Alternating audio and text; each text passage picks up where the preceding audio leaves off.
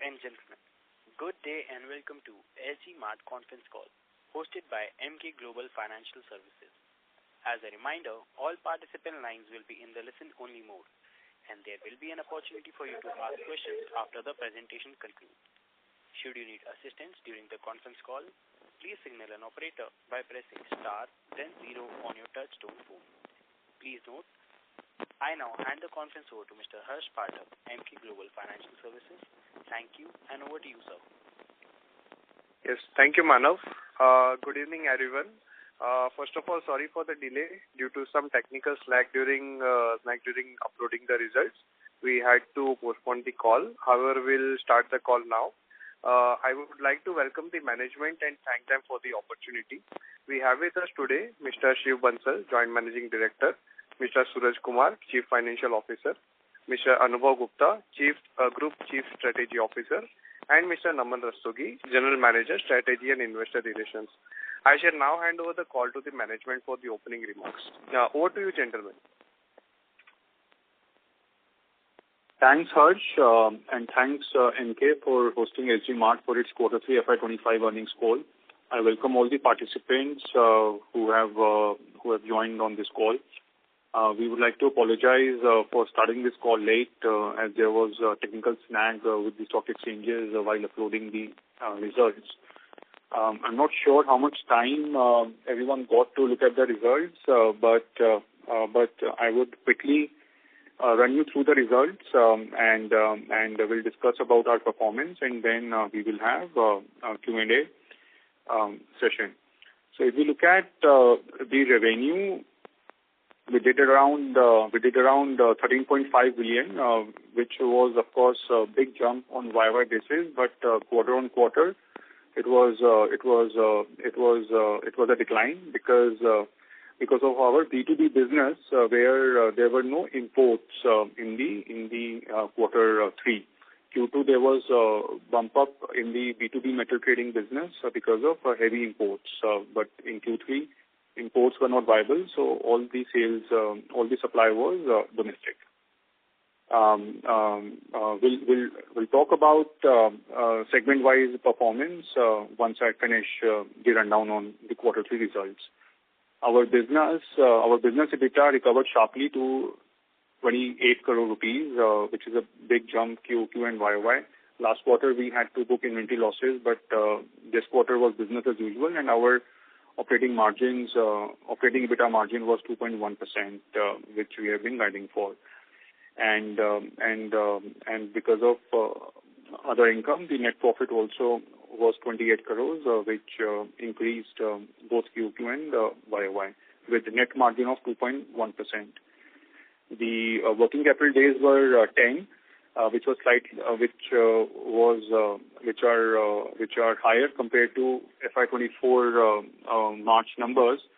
But here, nothing to worry because the inventory days and debtor days are stagnant. It is just that the creditor days have reduced as we are sourcing more steel from domestic players. So a lot of money is into advances to buy steel. But still, our ROC on this working capital is 32%. So again, we are getting to normalized WC. And also more and more service stations are opening. So working capital days, as we have guided for, will remain between 15 to 20 days. But still, we have some time to go there. And ROE stands at 8%, which includes obviously 800 crores of fixed deposits in the balance sheet. Otherwise, ROE would also be upward of 20% if we calculate business ROE. Then there is a big jump in the registered customers. So now we are servicing 2,126 customers, which was like 1,270 last quarter. So a lot of new customers got added. And at the same pace, the registered vendors, the suppliers for various products, that also increased to 223 from 145.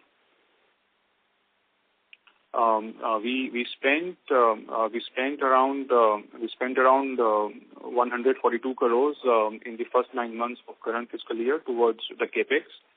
So two of our service centers are operational, the Ghaziabad and the Bangalore.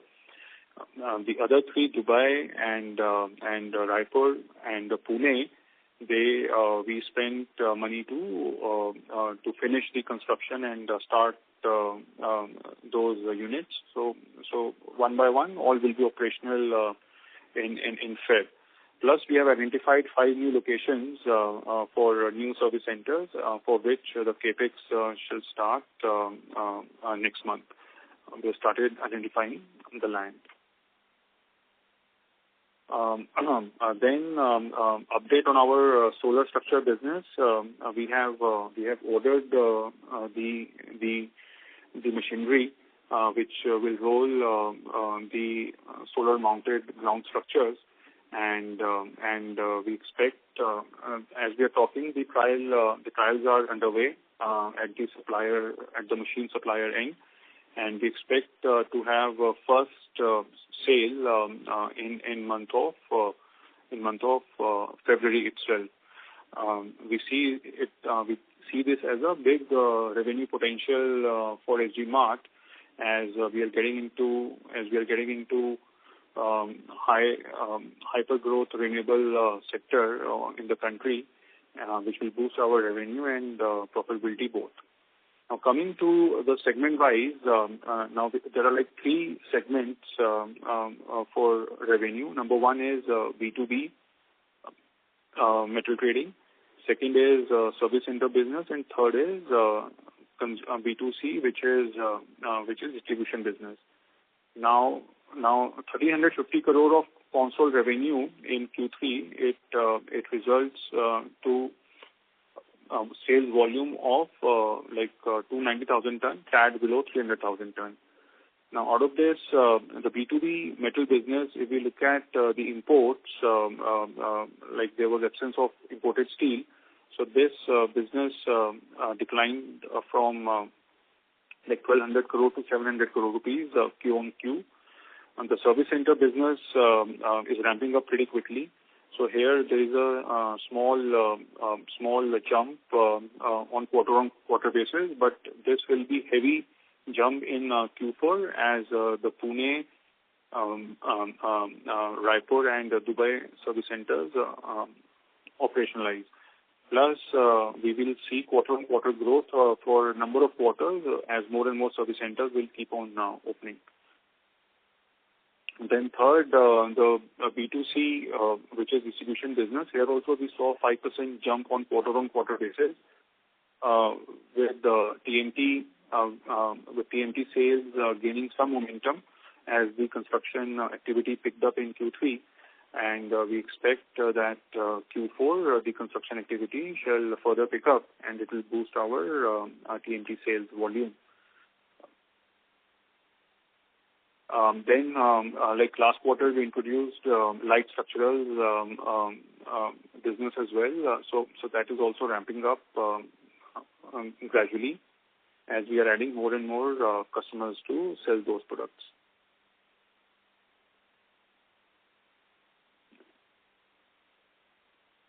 So overall,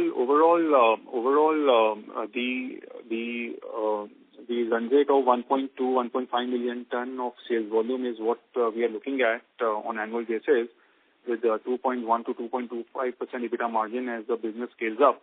And once we have more service centers coming up, once the solar structure sales start, you will see the margin also picking up pretty strongly, and we will achieve towards 2.5% of guided EBITDA margin.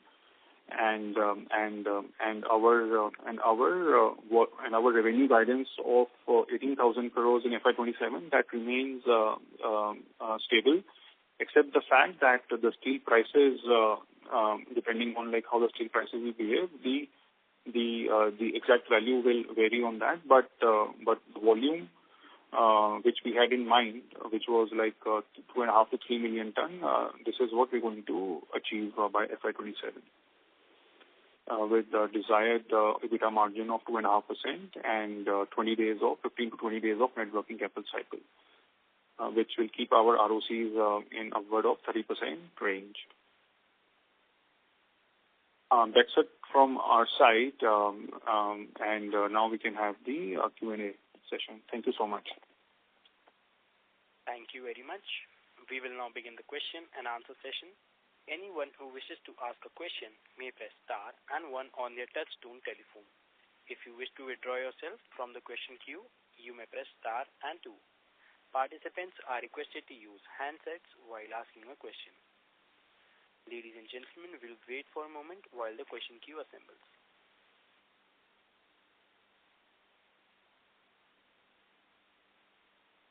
We have our first question from the line of Abhishek Gupta from AB Capital. Please go ahead. Hello. Yes, sir. Please. Hello. Am I audible? Yeah. You had guided for 7,000 to 8,000 crore revenue for FY25 and 13 to 14,000 crore revenue for 26. So are you still holding on to that guidance? So this guidance is based on the volume, right, and net selling realization, because steel prices have fallen sharply by 15 to 20% in last 12 months. So that's why the value will decrease because anything we do is a pass through to our customers. So yes, I mean the basis of 7,000 crore revenue guidance was around 1.2 to 1.5 million ton of sales volume. So this is what we are going to achieve, right? And next year it was based on around 1.82 million ton of sales volume. So again, this is what we shall achieve. So sales volume we shall achieve. The exact revenue will depend on the value what we get, what we realize on steel prices. So on value terms, can you tell how much it might be? I'm sorry, can you come again? In value terms, can you put a number to it as to how much you will achieve in FY25 and in 26 based on the current prices? Yeah, right. So far we are around 900,000 tons, right?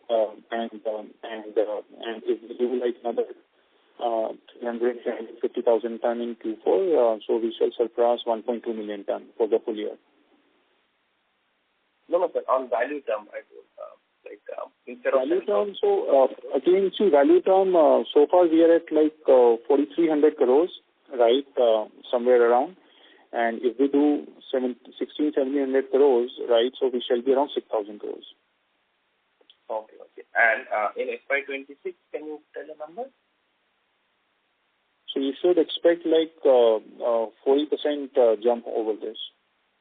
Okay. Thank you.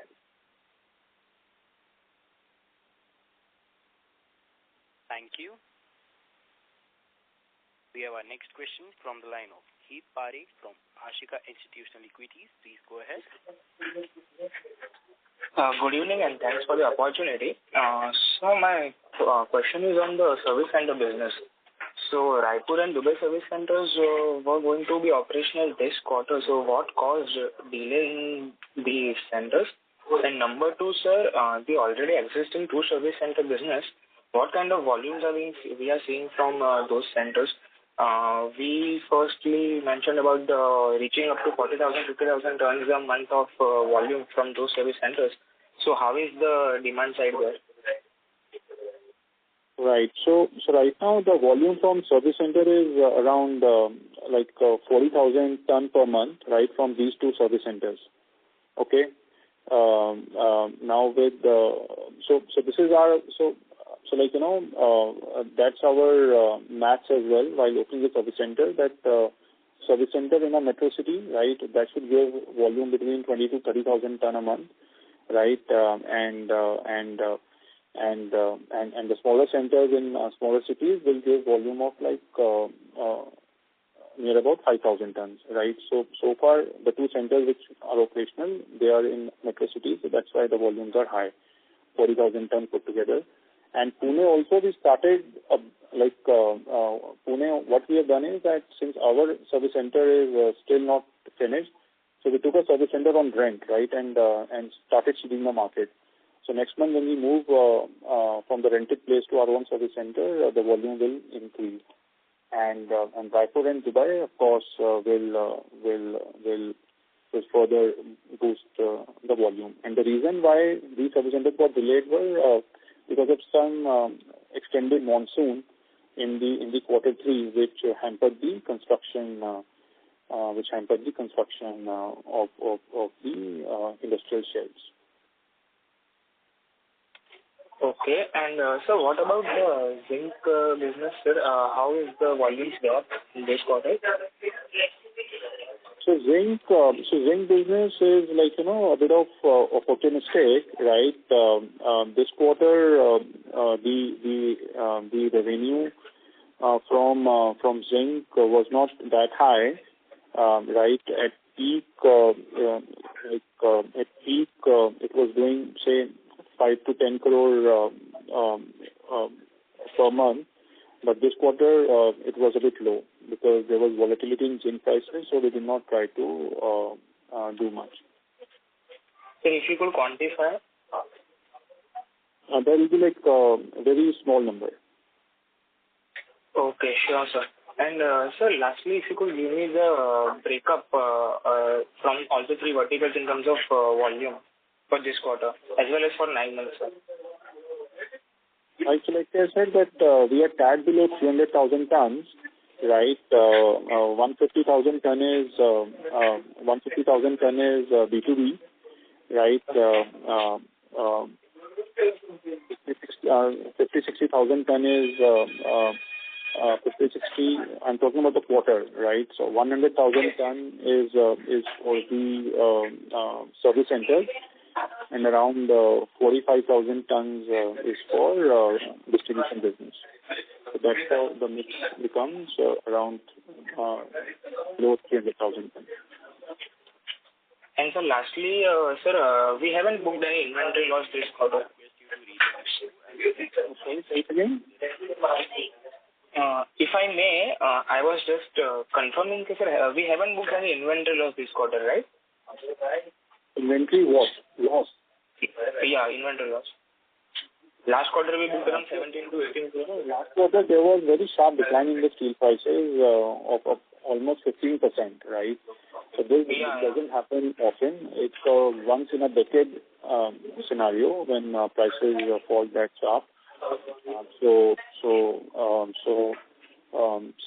yes, I mean 1,000-2,000 rupees per ton movement in steel prices does not impact our business model or hit our margin. Yes, I was just confirming. So there was no effect on inventory loss in this quarter. That's right. Yeah. Okay, sir. Thank you. Thank you. We have our next question from the line of Krunal Shah from NM Investments. Please go ahead. Hello. Hi, Anubhav. Just wanted a clarification on the numbers you mentioned. So you said service center did 100,000 tons kind of volume for the quarter, right? 300,000 tons. No, the service center business. Service center, yeah. So service, there are 2 things. One is stock and sell, right? And second is the sheet cutting, right? So you have put together, it's around that. Okay, stock and sale and sheet cutting, you put it together over there. Okay. Yeah, and so margins would be different, right, for both? Because cutting would be higher, stock and sale would be just low, normal like B2B.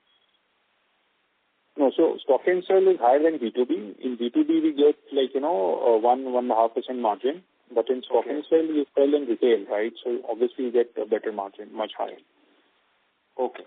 And so in terms of the blended margins for the service center business right now, where would that stand at?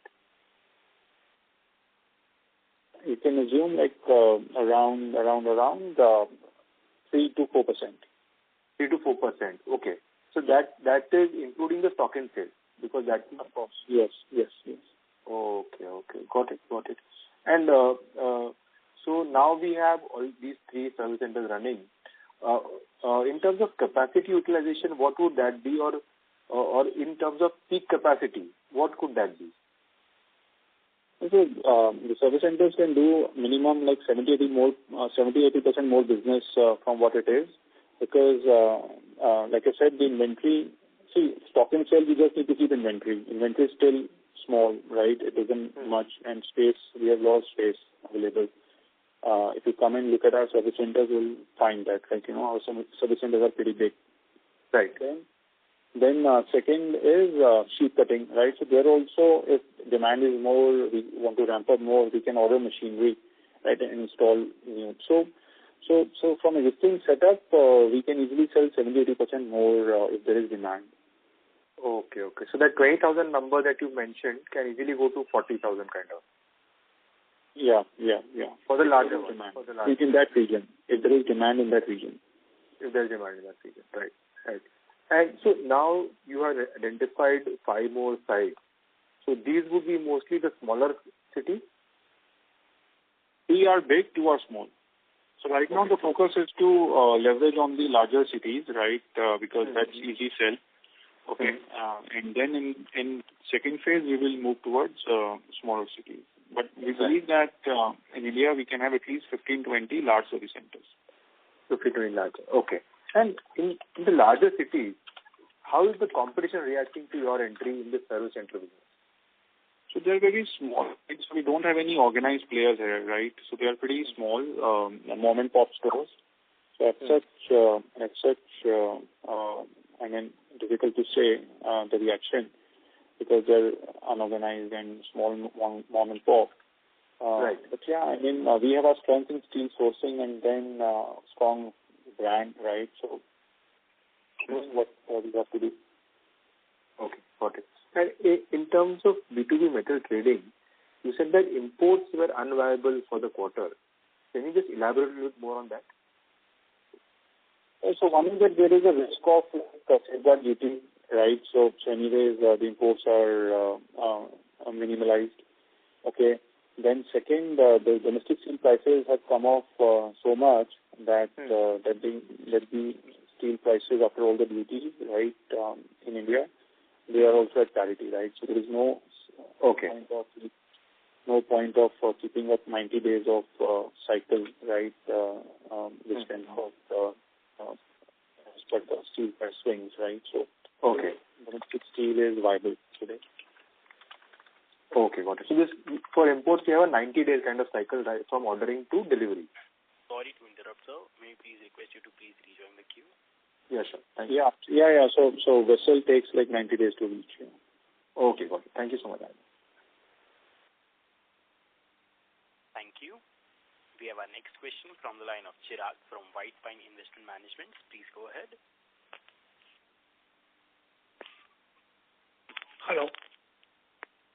Hello, am I audible?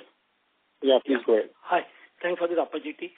Sir, just clarification, our business model works on per kg basis, right? And not on margins basis. Because if steel price keeps coming down, then if we have business model is on margin basis, then it has a direct impact on our profitability. Right. So that's what my question is. So is our business model based on margin basis or it's on per kg basis? You see, I mean, obviously steel, normally you look at rupees per ton, right? That's the right way to look at it. So hypothetically, what I'm asking is, suppose on 100 rupee per ton, you make 2%, 2 rupee per ton kind of EBITDA. If 100 becomes 90, your EBITDA per ton will also become 1.8, right? It will not stay as 2. So how you should look at it is that, obviously, right, as the steel prices go up and down, the percentage margin will change, right? But we have been making around 70 rupees per ton, right? Throughout. Your voice is cracking. Apologies for this, but your voice is cracking. Am I audible now? Is it better? Yeah, you are back. Yeah. I'm saying is that 2%, 2.5% EBITDA margin, what we say, if we give them the assumption that but your voice is breaking. Hello? Can I reconnect you? Yes, sir, your voice is started breaking again, sir. Yeah, just give me a minute. Okay, yeah. Let me reconnect. Ladies and gentlemen, please wait for a while while we reconnect the management.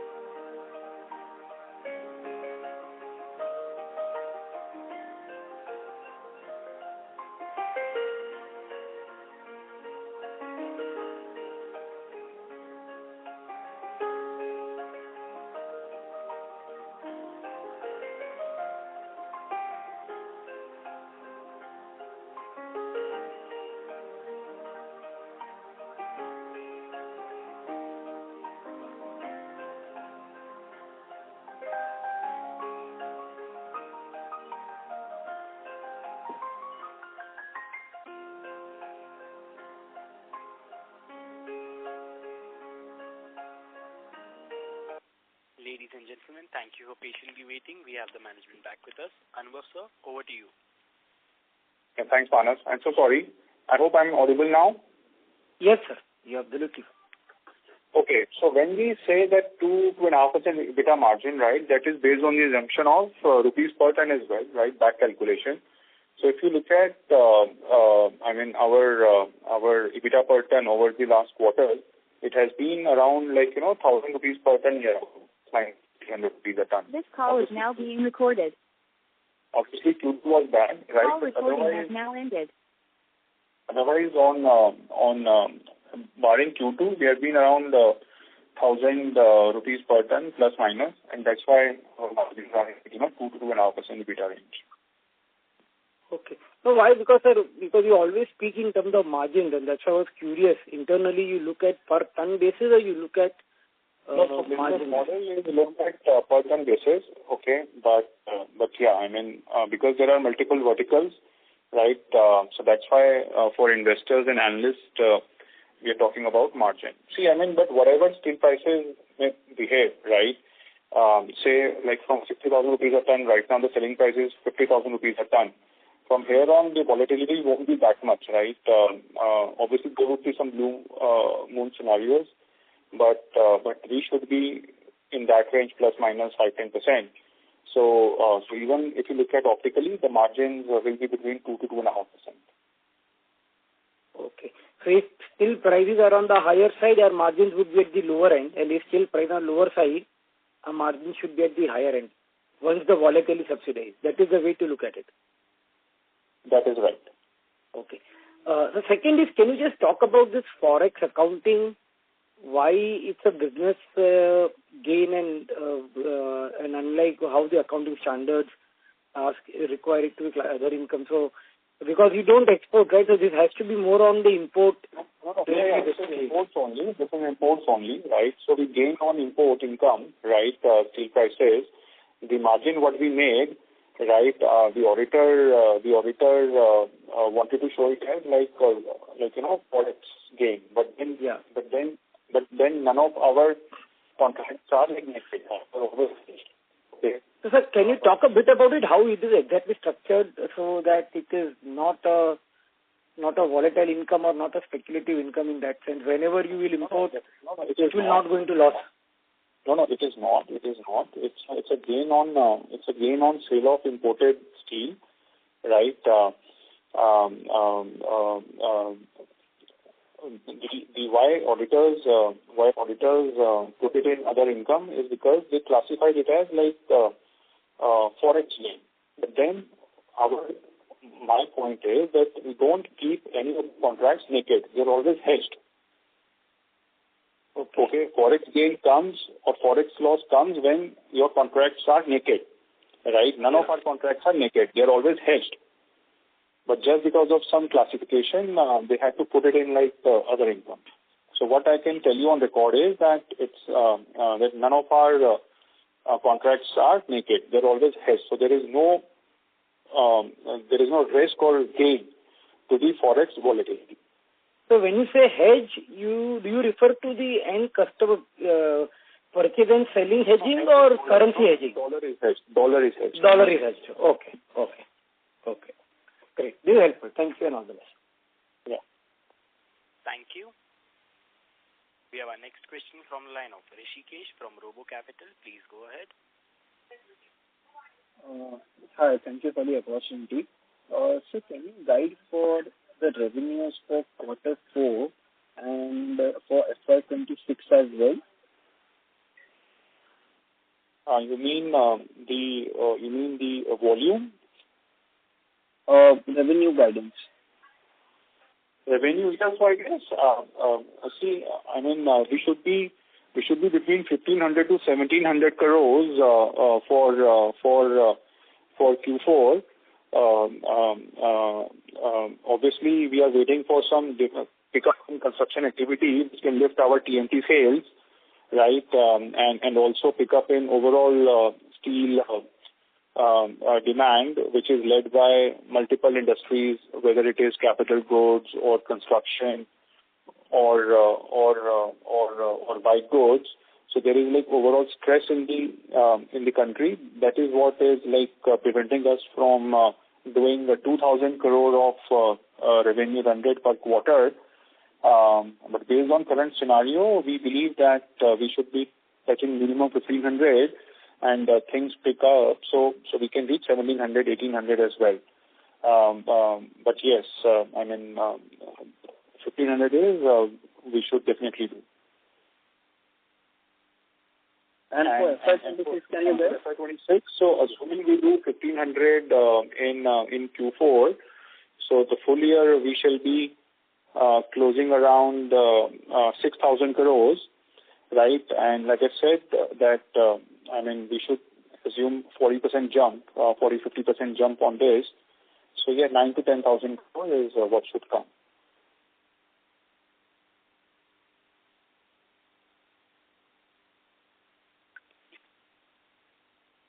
I hope I'm clear. Yeah, I'm sorry. So currently we are at 1.6% EBITDA margin. So what has to happen for us to go to 2.5% level? And by when is it possible? Can we say for full year FY26 we can achieve that margin? So 1.6% for 9 months is because of inventory losses in Q2, which are not going to be repeated, right? So if I remove inventory losses, we are already above 2%, right? As new service centers come up, which have more profitable products, right? So margin should inch up to 2.2, 2.3, 2.4, and 2.5 eventually, as we also ramp up our solar structure business. Got it. Thank you. Thank you. We have our next question from the line of Alisha Mahavle from Envision Capital. Please go ahead. Hi, Anubhav. Good evening. Thank you for the opportunity. Just wanted to understand in B2B metal trading, you said that imports were not viable because there was parity with domestic steel prices, which meant that then we could have just procured domestically. Then why the volume degrowth sequentially? Yeah, so Isha, it takes time to make deals with steel producers, right? Because they have their own commitments. So it's just that, suddenly the imports became unviable, right? And then we started talking to all the steel mills, right? So yes, for Q4 we are pretty sorted, but yes, we didn't have much time to procure that much steel, right? And that steel has to come at our cost. Okay, so yes, Q4 now we have good supply tie-ups with all the mills, and see in India, in last 11-12 months, right, since NMDC and JSPL put up the capacity after a gap of 5 years in Indian upstream steel sector, then JSW's 2 blast furnaces started. So overall, 10 to 12 million ton of new steel capacity came, right? But the actual steel in the market is only around 30-40% of that. Rest, the blast furnaces are still getting ramped up. Okay, so scenario is improving month on month for domestic steel supply, and in Q4, Q1, we expect a lot of steel coming from Indian mills, which will boost our B2B metal trading volumes. Understood. Just a clarification here. Do we have tie-ups or have we started sourcing from all the top 5 steel manufacturers? Because I believe earlier we were only working with 1 or 2. So have we managed to now have contracts? Yeah. We are buying steel from top 4 producers out of 5. Okay, understood. Sure. Now moving to the service center business, Raipur and Pune, have they started or are they yet to start? I know you mentioned there was a delay, but as we're sitting in Jan, have they started? So Raipur has not started. Raipur will start next month. Pune, because of delay, what we did was we took a small service center on rent, right? And then we will move to our own service center next month when it is 100% ready. So the way to understand it is that all 3, Dubai, Pune and Raipur, will probably start by end of February, March, which means they will only start contributing in Q1 of next year. That's right. There is a 3-4 months delay because of this monsoon is taking monsoon impacted the construction activity. And the 5 sites that we have identified, how quickly will they commercialize? What is the kind of lead time one can expect? Next day. I mean, our steel prices move. Normally, steel prices are revised once in a month, right? On the first or second day of every month. So whatever reactions we have, whether plus or minus, we also revise it immediately. No. I think my question was, I don't think it was very audible. The 5 sites that we have identified for the service sector business, you mentioned that we've identified 5 sites, right? Just wanted to know by when can we expect it to commercialize? What is the lead time? I'm so sorry. Okay. Yeah. So the target is December 2025 to March 2026. Almost towards the end of next year. Yeah, that's right. Yeah. Because these are larger sites, right, which can do 15,000-20,000 ton of volume every month. So we need 1 year to fully construct those. But the original aspiration was to probably add 20 service centers annually or 50 service centers annually. That's right. Yeah. So Alisha, we just took a pause for 2 months, okay, because imports were not happening, right, and then we were tying up with domestic steel players, and now that the steel looks visible to come in abundance, right, in Indian market, so 2 months we were slow, and now we have kick-started it, right, so 5 we have identified, right, sites, my team is already talking to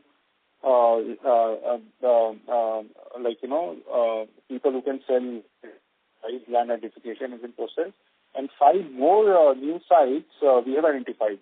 So the work will start on 10 sites during this year. 5 will be finished by December, and another 5 may finish by May, June next year. And if Q4, Q1, we have sensed that yes, this 10 million ton steel has now started coming in the market.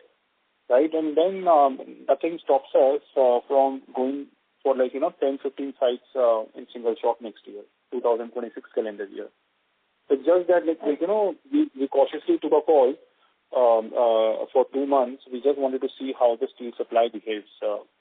Right, on paper, 10 million ton steel has come, right, but in market it's only 3-4 million ton which has come, right. But it has to come, right, because blast furnaces have got fired. They have started. So 2-3 months, this ramp-up is taking time. The moment it hits, we will be ready with our service centers. Understood. And just one last question with respect to the... May we please request you to rejoin the queue as there are several participants waiting for their turn? Sure, I will rejoin the queue. Thank you. Ladies and gentlemen, please restrict yourself to 2 questions per participant. We have our next question from the line of Dharmil Shah from Dalmus Capital Management. Please go ahead. Hi, Anubhav. Just wanted to know why were the imports unviable, if you can elaborate on that part. Maybe you mentioned, but I missed it earlier there. Yeah, sure. So see, it's the costing, right, the landed cost of imported steel in India versus the domestic steel prices. Okay, so the prices were quite high for imports. Is this what you are referring to? Not high, no, not high, but for, like, the gap was so low that it doesn't make sense to import. Okay.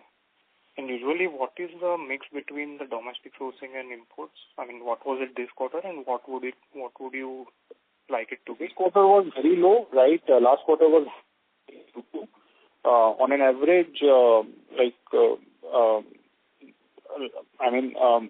given the stress in domestic steel prices, right? And anyway, see, everyone is talking about bringing safeguard duties on every product, right? So if there is safeguard duty on steel also, right? So then import will be 100% unviable anyways, right? So import is not part of our business model now. Understood. And can you again just give a breakup of segmental volume breakup for all the three divisions? Mm-hmm.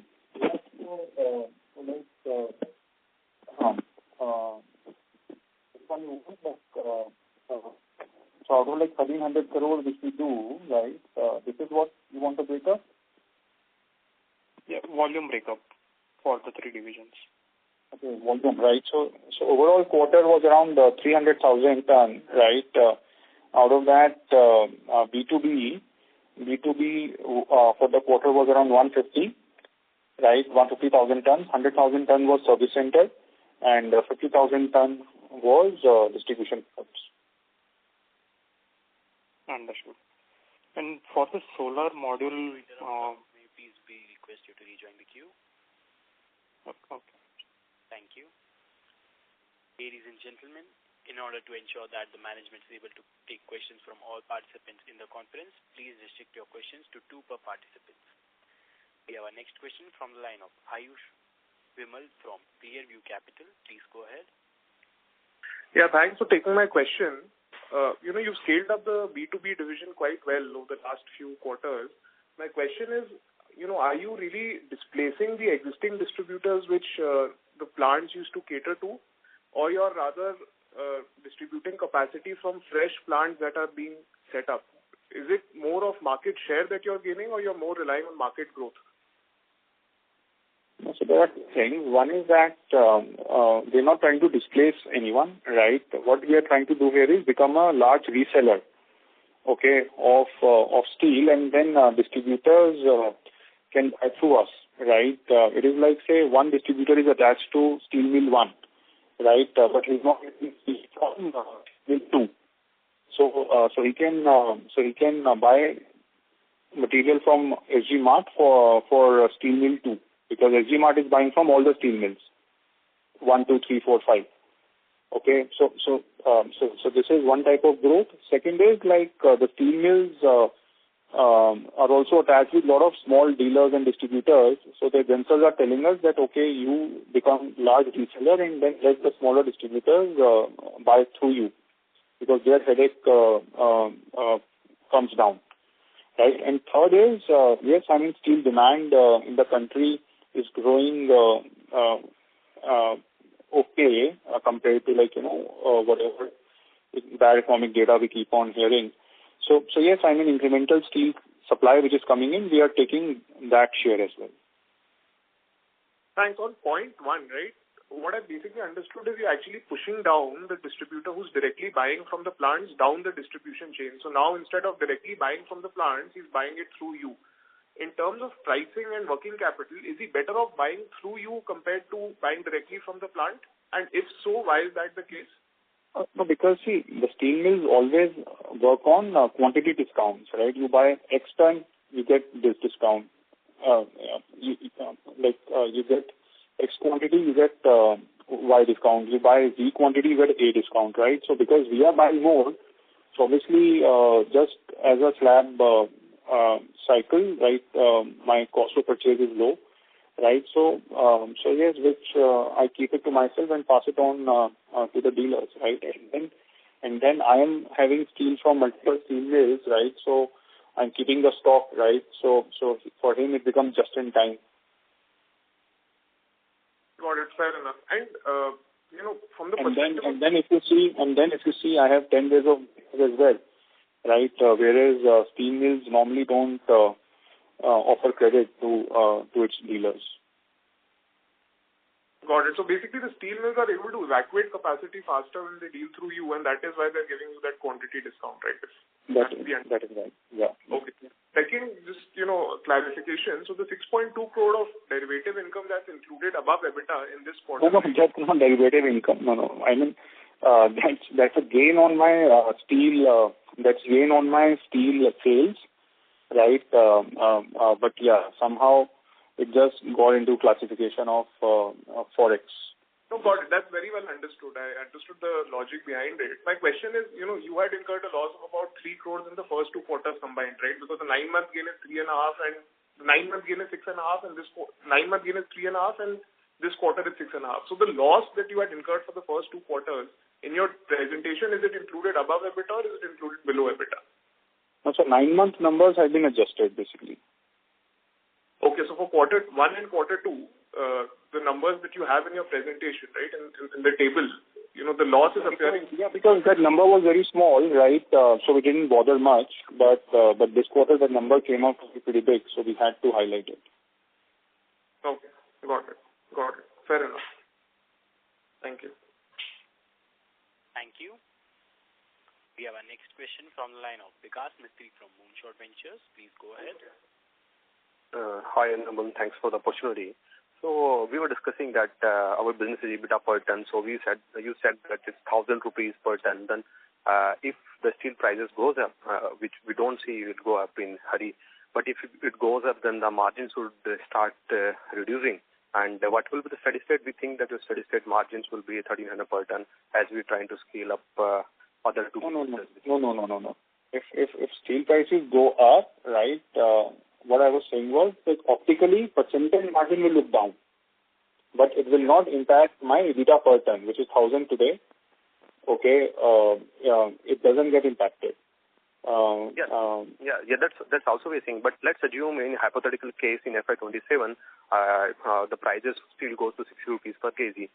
Then your EBITDA margins would be lesser than 2.5. It should be around 2%. Is it the right understanding?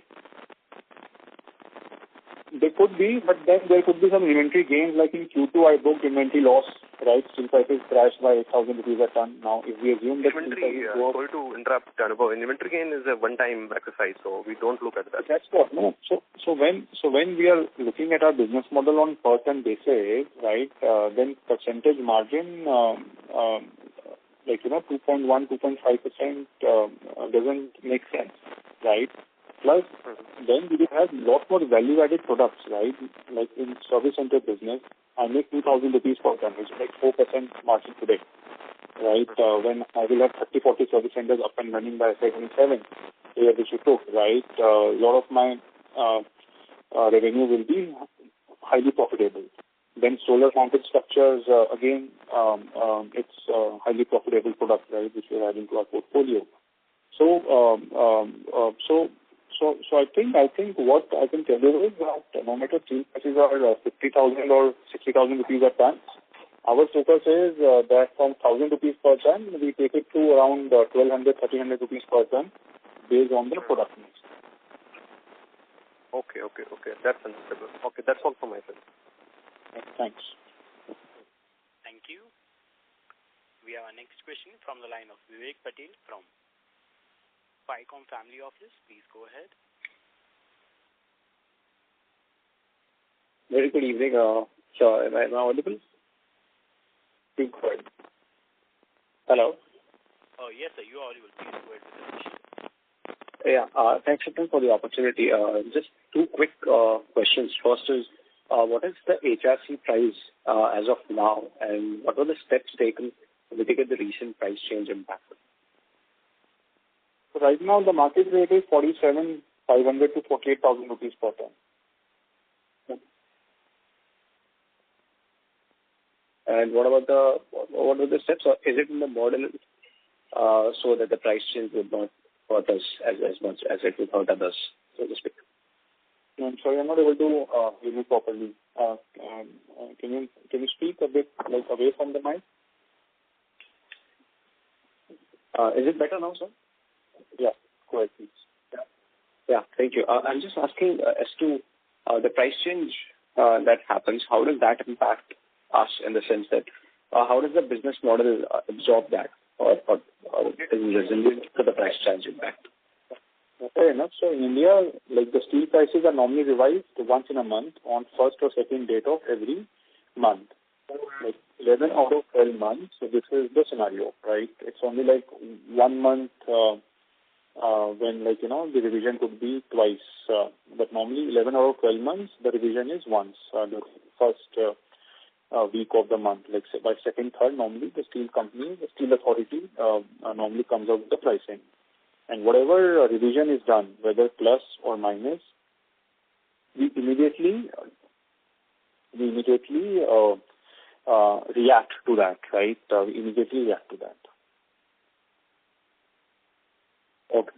Understood. Thanks. And secondly, in the investor presentation, in the FY27 expected revenues of 18,000 crores, in that slide it is written that we expect 43% of that, which is 6,000 crores, to be coming from service center segment. But in the last con call, if I'm not correct or misunderstood, I think you had mentioned the contribution from service center to be 40 to 50% of your FY27 revenues. Am I understanding it correct, or is there any new discrepancy? There will be split into three segments, 66,000 crores each, right? And this 18,000 crore number vary on the steel prices, right? So yeah, whatever it is, whether it is 15,000 crores or 18,000 crores, it will depend on the steel prices. The volume should be around 3 million tons, basically. Okay, understood. Thanks a lot. Thank you. Thank you. We have our next question from the line of Bhavin Pandey from Athena Investments. Please go ahead. Hi, am I audible? Yeah, Bhavin, go ahead, please. Yeah, congratulations on a good set of numbers in a tough environment. Anubhav, so how do you look at ramping up of white label products in the mix? Because they are more margin accretive. So how do you look at this angle? Right. So there are two main products here. One is light structural, second is TMT bar, V-bars, right? Both are used in construction, right? And unfortunately, construction demand has been pretty slow. So we're not able to ramp up TMT sales significantly, right? But yes, I mean, we wait for the environment to become better, which it should in next few months, and then white label products will grow at a much faster pace. So we can expect some benefits to flow through towards margins, right? Definitely, yes. So see, I mean, for margins, right, a service center will boost my margin, solar structure will boost my margin, white label product will boost my margin. We have enough levers, enough new products, enough ramp up, which will keep on boosting my margins. That's helpful, sir. Thanks a lot and good luck. Can we take last two questions, please? Sure, sir. We have our next question from the line of Rakesh Jain from RK Capital. Please go ahead. Hello, sir. Good evening. I wanted to know what will be the interest expense trajectory going forward. So even though you are sitting on cash today, there is a significant interest cost due to your working capital requirements, I believe. So how should we see this interest expense trajectory as well as the other income trajectory over the next few quarters?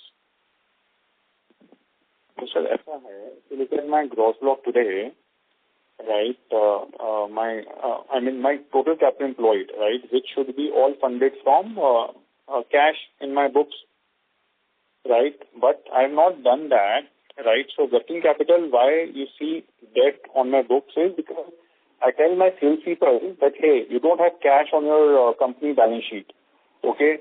So say, for example, my fixed deposit rate is 7% today, right? I take limit from HDFC Bank at 7.1%, right? 10 bits extra. And then I tell my salesperson that if you are using this working capital, which is at a cost of 7.1%, right? So he is always under pressure for the collections, right? If I tell him that this is company's equity, company's network, company's cash on the books, right? So the receivable cycle